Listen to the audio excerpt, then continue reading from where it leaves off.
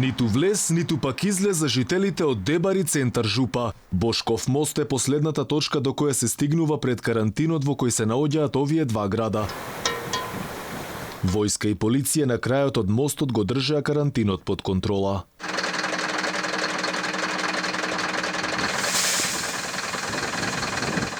Ова е последната точка овде на Бошков мост, каде што влегуваат и излегуваат возила кои имаат неопходна потреба.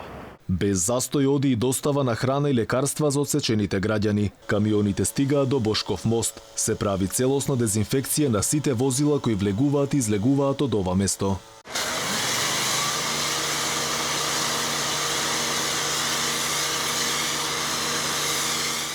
Во ред е ситуацијата, за сега се прска секое возило, се што е наложено се спроведува. Во Дебар се пропуштаат само возила кои носат храна за локалните жители. Оние кои разнесуваат храната, но и средства за хигиена, за Алфа велат дека засега било секако што треба. За 20 минути само се задржуваме тука и бегаме. Безбедносните мерки се на високо ниво, колку што гледам. На високо, да. Сега како ќе биде понатака ќе видим. На високо ниво, како што треба.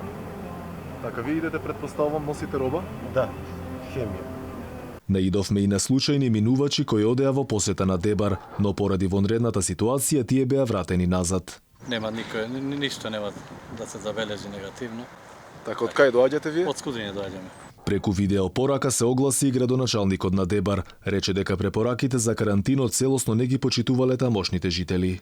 Сме гледале вчера дека многу шетат покрај езерото, заедно со децата, дури децата игра во игралиштето во Венец 1, тоа е недозволиво. Но сликата е малку поопуштена на неколку километри од Дебар во непосредна близина на езерото. Таму можеа да се забележат рибари кои се релаксираа на убавото време.